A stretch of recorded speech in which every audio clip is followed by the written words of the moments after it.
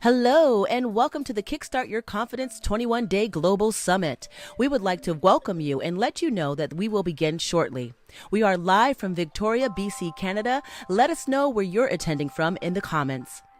We also wanted to share our content note with you and remind folks that the information that is provided herein is for educational and entertainment purposes only.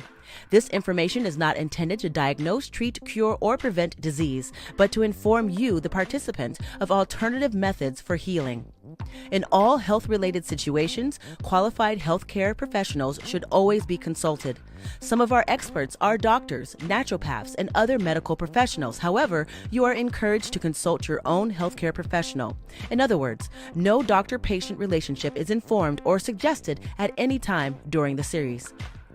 Please also keep in mind that the host finds a lot of information from credible third parties and shares it here in this online forum when it is relevant. By participating in this online event, you acknowledge and agree that the third-party content is not created by the host and is shared with you, the participant, for educational, entertainment, and informational purposes only. And in no way do they guarantee a pledge or endorsement by the host for you, the participant, to take action on what the third party suggests or recommend on their sites or in their interviews. Please understand that this event provides general information only and is never a substitute for professional and medical advice. Most importantly, please consult your healthcare provider if you suspect a serious health concern. Always seek the advice of your mental health professional or other qualified health provider with any questions you may have regarding your condition. Your health is your wealth. Don't delay in taking the proper steps in saving your life. By the same token, we are also not providing any financial advice during this series. A summit, online forum, workshop, event is meant to inform. Taking action for your own health, finances, and life is meant to create change. Never disregard professional advice or delay in seeking it because of something you have heard or read that was shared during the online summit. Our platform provides an open and safer space for the critical and civil exchange of ideas that aren't often talked about when it comes to menopause and aging. Some content in this series will include topics and themes that some viewers may find difficult. We will always do our best to give you a proper heads up to prepare yourself mentally and emotionally beforehand.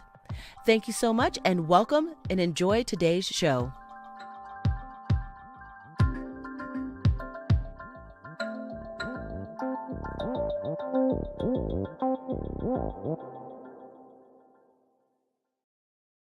Welcome to Kickstart Your Confidence. Learn useful secrets to manage and prepare for a happy menopause without breaking a sweat, losing sleep, or opportunity. My name is Tira Green, and today we are speaking with James Davis. Now, James is one half of the dynamic duo, husband-wife company, and just they're coaching and they're into fitness. They're called the Midlife Mentors, and their company is also called 38 Degrees North. Now, they have become leading experts in midlife happiness and health, and they really take a science-based approach to everything.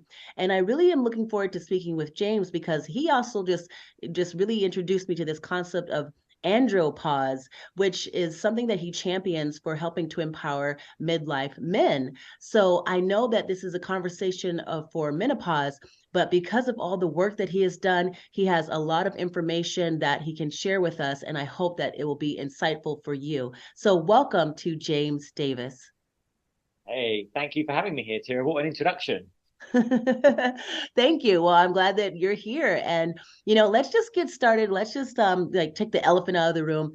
Why do you feel it's important to speak as a male identified folk on the topic of menopause? Why do you think it's important for you to be part of the support system? Um, I think 'cause we live in an inclusive world, and the more we can understand each other and what we're going through, the more we can support each other and make a plainer sailing for all of us, right? If there is a woman in your life, which is going to be the case for the majority of people, whether that's a partner, a sister, a mother, a niece, a work colleague, at some point they are going to face going through, perimenopause and menopause. So I think as men, it's really helpful if we can help understand what that process is, and it brings a compassion to it, and then we can help support them through it. That's lovely. I love the way that you said that. And yeah, it is really about compassion, right? And I mean, even the fact that when we were initially chatting and you were like this thing called andropause and let's just break it down just a little bit just to bring us in. But I thought that that was something that was like, oh, maybe I can have more compassion for midlife men because of what you've just shared. So can you share a little bit about that just briefly? Yeah, of course. I mean, the female menopause and the male andropause have some similarities. They are very different. For women, the changes are happening in quite a relatively short space of time. And there's an extra psychological element there that it basically, going post menopause means the end of your reproductive system. You cannot bear children after that. For men, of course, they can go on to father children much later, but our primary sex hormone is testosterone. And what's happening is that's steadily declining at a rate of between 1% to 2% per year, which doesn't sound a lot. But when you compound that, by the time you're in your 50s, you could have 30 to 50% less than you did in your 20s. Now, testosterone obviously plays a role in things like, energy levels, confidence, but plays a role in cognition as well, maintaining your muscle mass. So for a lot of men, because it's gradual, they can not notice it and they can actually dismiss it as something like it's just aging, or particularly it gets confused with stress. Stress will actually exacerbate it and make it much worse, similar to the menopause.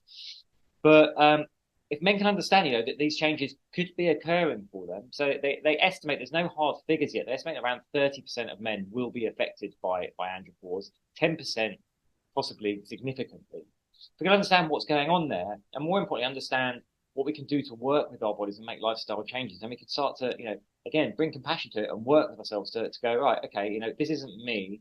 This is a process, a chemical process that's going on, much like the menopause for ladies. It's a chemical process that's going on with my hormones, my neurotransmitters. The more I can understand that and work with it, the better place I am to deal with it. And I think, again, helping understand each other. We work with a lot of midlife couples, and I guess in a relationship, whether that's same sex or different sex, if two women are going through the menopause together but not communicating about it, not even aware about it, that can be two guys going through the andropause in a heterosexual couple. We see this all the time. If the woman's going through the menopause and the man's going through the andropause, and both are kind of not really that aware of what's happening or why they feel this way, and it can be a breakdown in communication, because especially for both people, like libido can be affected, and then intimacy can start to become an issue, and that can create a divide. But if we can understand and bring some compassion and vulnerability to it, start discussing, I'm feeling this way. I think it's because of these hormones going on. Let's have a chat about it. I will just get it out in the open and kind of get rid of that elephant in the room and can move forward. Thank you for sharing that. So, I mean, again, like we can only have compassion when we share these stories, when we share the knowledge. So, thank you so much for just bringing us into this concept of andropause, because I feel it's very important that we kind of know on all sides of the table. So, let's dive in a little bit more into hormones and mood swings and just like how they impact your lives and what you can do about it. Yeah, for sure. Well, I think a really common symptom that people would report, especially the women out there, would be, this feeling like I'm not actually in control of my body anymore. Sometimes I feel like an alien in my own body. You're being driven by these moods and these urges. It's important to know that this is a result of the hormone changes you're going through at perimenopause and menopause. So for the ladies, obviously the primary sex hormones are estrogen and progesterone, and they're steadily declining at this phase in life, but also fluctuating. So I liken it to being in a room, right, where someone keeps flicking on and off the light, but you never know when they're going to do it. So one minute you're there, I can see everything. Next minute I'm in darkness and I'm confused. Then the light's on. So there's often no pattern to it we can link. But understanding what's going on there and understanding the effect of other hormones as well, right? Because the sex hormones are only one part of it. They drive the majority of the mood and the physiological changes we'll experience. But we have other changes going on. So as we age, we become more insulin resistant, which means we're less effective at processing the food we eat for energy, meaning we're more likely to lay that down as fat. Our hormone leptin, which is our I'm full hormone, also starts to decline, meaning we're more likely to overeat as well. This is two examples. And then our neurotransmitters are directly affected by our hormones as well. So serotonin is one of our like real feel-good neurotransmitters, but it has a relationship with estrogen. So when estrogen is suppressed, it means our serotonin is going to be low as well. So again, when we're in that cycle and for the ladies, estrogen gets low, it also means it can lead to low mood. Of course, this can happen for men as well because we have estrogen as well as testosterone. But not a lot of people know. One thing that will make it worse is definitely stress. Because when we're stressed, we release the hormone cortisol. And that hormone is actually manufactured from what we call the mother hormone, progesterone. And so if we're letting ourselves be stressed all the time, it means there's less progesterone available to make our primary sex hormones. So at a time of life where those are declining anyway, and we want to try and maintain them, if we allow stress to be a player, we're actually increasing the rate of decline. The other thing I'll just say on the low mood, a lot of people will turn to a drink to comfort them or to lift them up or relax them, whatever. And I'm not anti that, but something you should know is when we drink, particularly things like wine with sulfites actually suppress estrogen, and that's why sometimes if you might have had this familiar feeling of white wine in particular, but the next day you can have feelings of anxiety or low mood. It's because the sulfites in the wine have impacted the estrogen, which in turn has then impacted your serotonin. So these are just like little things you can look out for. Just the tip of the iceberg of tips you can adapt to your life to make changes. Fantastic. Thank you for sharing that. And, you're not the first person that has brought up this thing around alcohol and libations. And I've shared it before, but I just celebrated 10 years of sobriety myself. And Congratulations. Thank you. It's nothing, like I didn't do like 12 steps, and there's nothing against them or anything. It was really just I wanted to see if I can rejuvenate my cells in 7 years. And it was also a solidarity thing with a partner at the time. But then it turned into 10 years later, right? And but it's so interesting what you said, because white wine is quote unquote harmless, right? But what you just said, I think that is so valuable. Can you share any other little tips that you've learned that maybe folks might not know about, that maybe they might want to tune into a little bit? Yeah, sure. I mean, I think the main thing is to remember that we are interconnected beings, like we're holistic. So, we often have, I think, in Western society, quite a divorced relationship or a dysfunctional relationship with things like food and our mood. We'll go into emotional eating. Like usually when we feel bad, we'll just go for like comfort food, typically stuff that's high in starch and sugars. Because again, that's going back to the stress response. For our ancestors, it was that fight or flight. So the body's thinking, I need high energy food for this situation. But obviously, we're often not in a physical confrontation. We don't need the extra energy. It's often, psychological pressure we're under. But realizing the impact, most of our neurotransmitters are actually produced in the gut by our gut biomes. We have like billions of these biomes in our gut. And they're successfully treating like mild depression and anxiety now by just doing things like probiotics and prebiotics to people to improve gut health. And people don't realize the link. So we can often get caught up and think we need to do massive changes in one area of our life. But actually, if we can make lots of small changes across multiple areas, that in itself can engineer big change. Remember, we're interconnected. So things like remembering to move your body. If you're not used to it, just start doing things like, gentle walks. Make sure you get outside so you get that vitamin D. That also plays a role in supporting our hormone health. And make sure we are eating a nutritious diet. So, we're nourishing our good biomes and creating those feel good neurotransmitters. All those things connected, our mood will affect what we want to eat, and what we eat will affect our mood. It's a circular link. So once you start to fit those pieces together and you can get, movement, nutrition, and remembering to work on your mindset as well, because people forget, the changes we're going through with hormones affect our cognition. Hormones and neurotransmitters play a role in our psychology. So, if you know that you are feeling down in your low mood, and this is easier said than done, if you start practicing daily things like a gratitude practice to lift your mood up, remembering to be grateful, over time that will start to make a difference. You want to work on all these parts together. And when you make these small changes across multiple areas, you can actually get this big change in your life. So what I'm hearing is the value of having a holistic approach when it comes to your midlife health and happiness and beyond, right? Well, exactly. I think a mistake a lot of people make. We've all done it. It's no one's fault, so we're not taught it. But people are like, for example, I'm not really happy with the way I look, so I'm just going to do this diet, and maybe you get the short-term result there, but you don't actually understand really why you got the result. More importantly, you haven't changed your mindset. You haven't changed your beliefs about yourself to be the person that can live that healthy life and not, reach for the buffet and reach for the chocolate cake and all the rest of it. So you go back. And so I call that like people who do the external actions, maybe the exercise and nutrition, but ignore the internal. On the other side, you've got the people who will be like, oh, if I just sit and meditate and do vision boards, then my life will change. You've got to put all the pieces together, right? We're like a jigsaw, but when you do put the pieces together, the scale of change can be massive. This is fantastic. Yeah. And I think it really does come to mindset, that it all comes back to mindset, it seems like. And I think that when we have a moment of clarity of like, okay, I want to make these changes, we can sometimes really overdo it. And like you said, it's really good to just chunk it down, take these smaller actions, because that's going to help over time. Exactly that, and so psychology is so interesting. Like we all have our own beliefs, but we tend to believe that our beliefs are fixed. What's interesting is we most likely inherited those beliefs from someone else, which is most likely our caregivers, most likely our parents. So we inherited their beliefs. We've taken them at face value, and they're like, "That's what I believe." But we have a right to question our beliefs and actually question whether those beliefs serve us. And if they're not, we have limiting beliefs that are holding us back.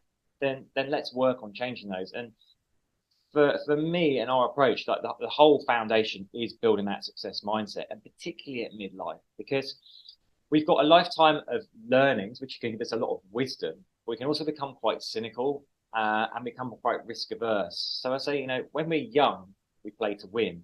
When we get older, we play not to lose. And there is a big, big difference. And once you step up and start taking small calculated, it's not talking crazy things like, suddenly taking out bungee jumping. Once you start taking small calculated risks for your growth, things that feel uncomfortable, that's where the magic starts to happen. And that's how over time you're going to help change your mindset as well. Working on things like your beliefs to move you to a place. Like if you see something and you want it, then, break that down, chunk it down. Like it's not just what actions do I need to take there? Who do I need to be to get there? What beliefs do I need to have to get there? And then literally become that person. And that's how you'll achieve what you want.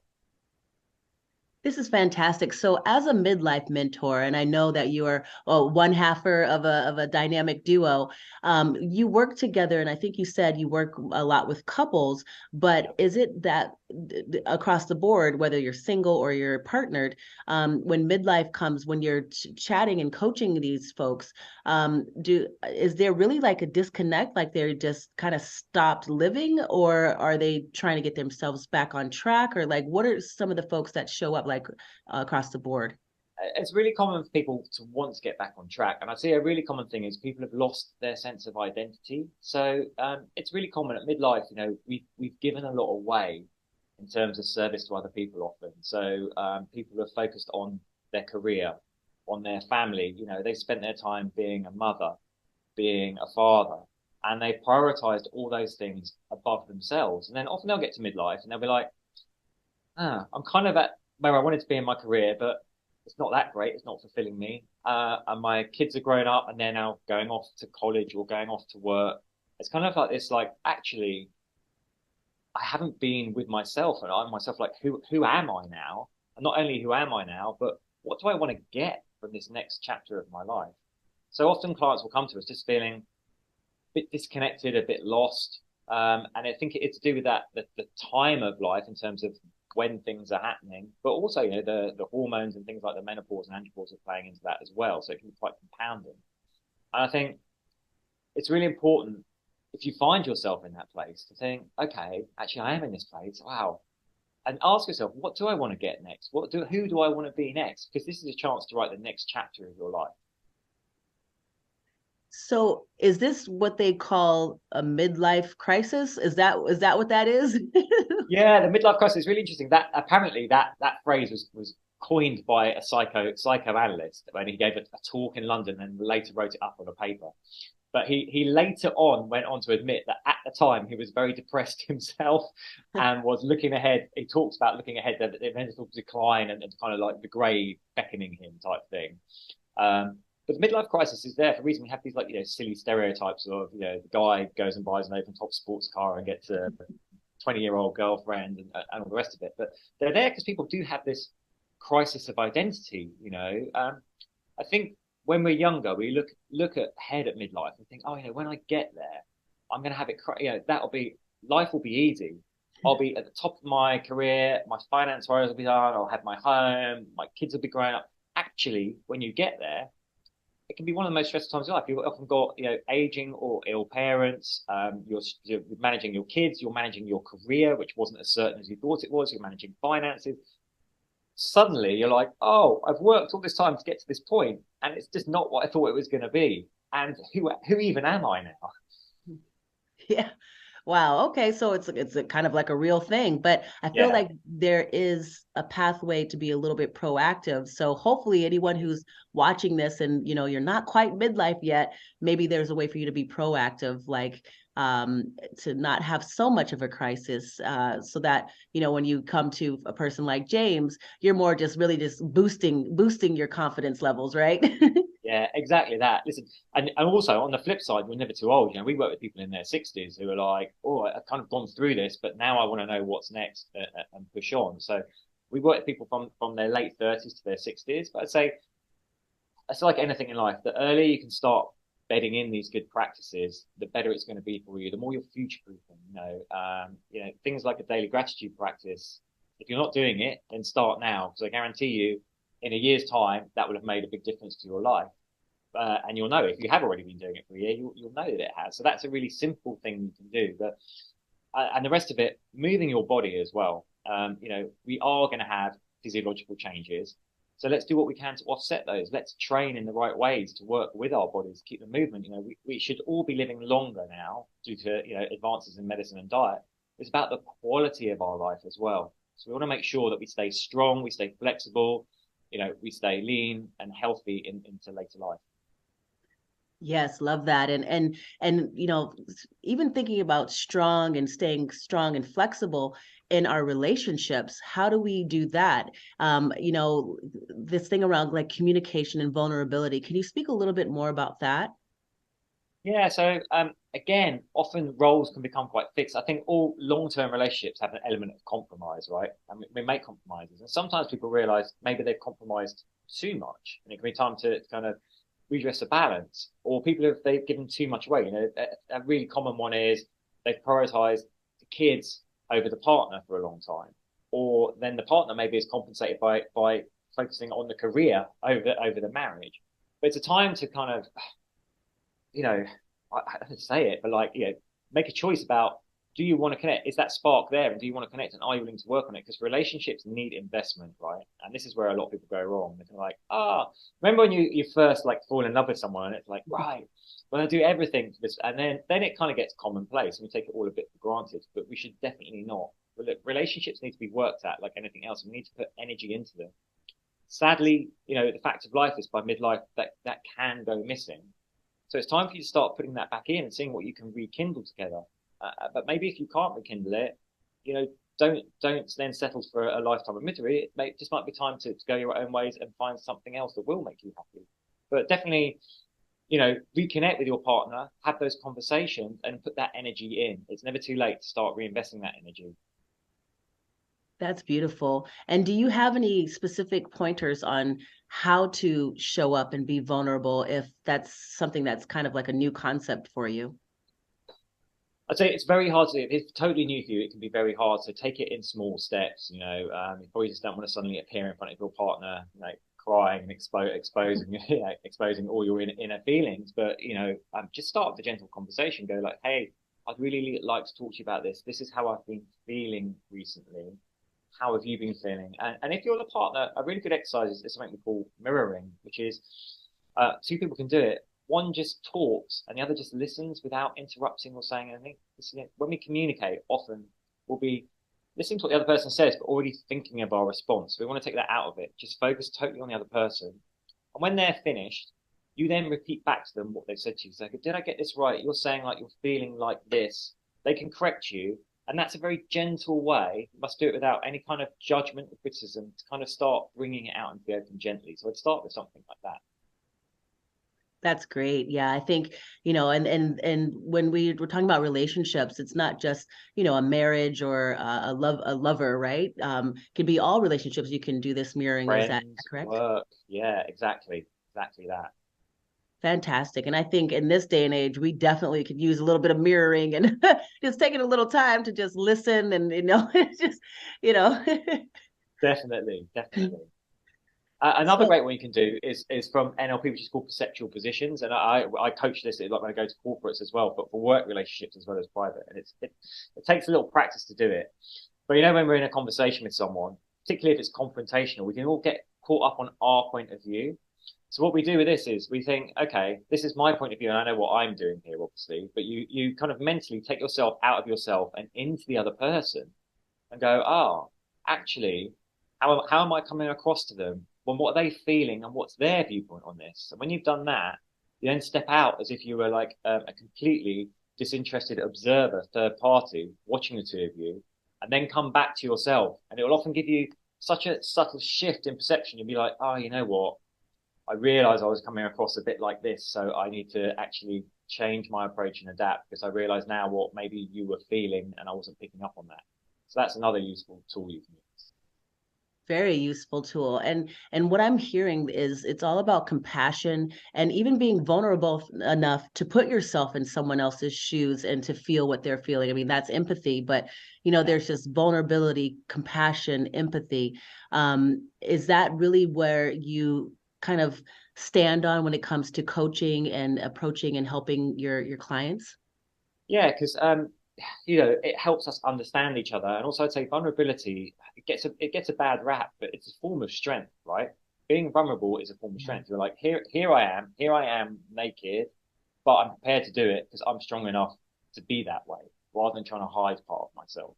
So people can confuse vulnerability with weakness, but actually it's a form of strength. Where you've got to be careful is also making sure you are setting boundaries though. So there's being vulnerable and there's letting your boundaries go. So again, something that we do as we get older can just be like reaffirming our boundaries. And you can do that in quite gentle ways. But I always say to people, just remember, often people have gone through life being people pleasers, and I certainly was. But when you say yes to someone else, you're saying no to yourself. Mm. And often, we just make a lot of assumptions. Someone asks something, you're like, oh, if I don't say the right thing or give them what they want, they're going to feel bad. But often, if you just say, oh, you know what, thanks for asking me that, but right now that's not appropriate for me for this reason, they'll just be like, oh, okay, great. We often make it much worse in our head than it is in reality. Yeah, I love the languaging that you're actually giving, the specific language for people to use. Do you do a lot of like helping couples or folks with role playing and dialogue? Is that something that you also consult with? Yeah, we take them through some of the tools I just shared with you there, and again, if we're on a call, we'll get people to role play in that as well. So that really helps. So I think someone watching it or experiencing it also really helps them get the concept of it, so they can go away and practice it on their own.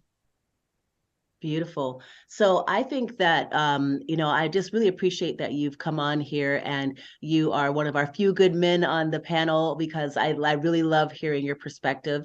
And so if you wanted to just give your one message, the one message that you really want to make sure that folks can take away from this conversation, what would that be? That whatever it is you want, it is possible for you. Just believe in yourself, and you can find a way. You can find a Absolutely. way. Yeah, you can find a way. And if they're looking for a way to connect with you and find you, how do they Yeah. do that? So you can find us at themidlifementors.com. That's all one word, or on socials. We're either the Midlife Mentors or Midlife Mentors. So we're on Instagram and Facebook and TikTok actually as well. So yeah, but we'd Tell love me a to little, hear from you. yeah, tell me a little bit more about this TikTok thing. Like, how has that been for you? And it's just in engaging with your midlife folks community. It's really interesting. Social media is kind of a double-edged sword. I don't pretend to love it, and Claire, my other half, we resisted TikTok for a long time, but then enough people were saying, look, your audience is on TikTok. You need to be on TikTok. So yeah, well, okay, we'll give it 30 days. And I have to say, Claire took up that. I didn't have anything to do with it. And about halfway through that time period, she just did a video that just went insane, like had over 1 million views, and we just got like tens of thousands of followers. So yeah, just crazy. It's like I'm tempted, but I'm like, oh, I don't know. I feel like I can just get sucked in there, then I'll just never come out and never do anything. Yeah, I think the trick with social media is to go in and deliver your message and come back out again fast before you get drawn into that scroll hole. Squirrel hole. I like that. Yeah. Oh, that's awesome. And so when you I'm just curious, when you're working with clients, do you both work together? Because I know like for the podcast, for example, that could be a tag team, but or do you sometimes there's a client that wants only James or wants only Claire? Like how tell us a little bit more about that. A bit of a mixed bag. So on our main program, we have an 8 week program we take people through, and that is both of us. And we're both on the calls, and we're both like in communication with the clients. Then we'll have private clients, one-on-one coaching, and they'll generally like either work with Claire or with me. And then we do corporate work as well. So we're very lucky. We get to go into organizations, and Claire does as well. We give talks on things like stress management, on menopause, on andropause. I do a lot of work going to organizations talking to men about the menopause and how it impacts women, but also talking about the andropause. So again, sometimes we'll go together and we'll be on a panel together. Other times it'll just be one or the other of us. But on the program, it's both of us. So I think it adds a nice dynamic that you've got the male female balance and a couple and you kind of bounce around off each other as well. That's fun. Yeah. And for anyone who's thinking about maybe working with a partner, I know I've done that in the past and there's been some amazing creations that we've created. Do you have any tips and nuggets for doing that? Yeah, I mean, I think it's amazing. People always say to me like, "How can you work with your partner?" But yes, it has its ups and downs. Yeah, I think if you are going to work with your partner, it can be immensely, immensely rewarding. I'd say recognize each other's strengths and weaknesses and how you can play together with those. But I'd say the most important thing is recognize where your personal life and your work life boundaries lie, right? Because it's very easy to be sitting in bed and be like, oh, what about this? What about that? And we're very strict about going, okay, tonight is a date night and we'll go out and work is not to be discussed. So it's just about, I think, being careful where the boundaries are. But you can have tremendous fun working with your partner. 100%. And you're going back to this thing around boundaries. And I think when it comes to midlife and especially women, sometimes we really have a hard time with just saying, these are my boundaries. I need a little more time for sleep, or I just need quiet time just so I can get my thoughts together, so I can actually think my own thoughts. So boundaries, communication, vulnerability, I think those are all just great ways to really just enjoy midlife and happiness. So as we wrap up, is there anything you finally want to say? Just one more thing before we go? I think those are all great points. I say the last one is just remember to prioritize yourself. So often we fail to give ourselves permission to prioritize ourselves. So I'm out there now giving you permission to prioritize yourself. Go do it.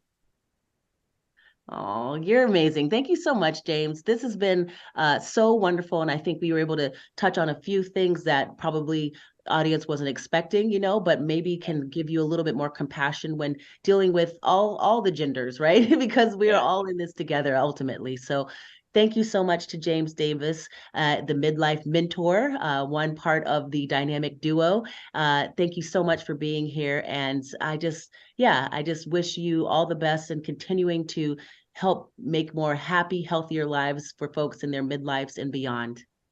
Oh, bless you. Thank you, Tira. It's great to be on here. So thanks for having me on. My pleasure. See you later.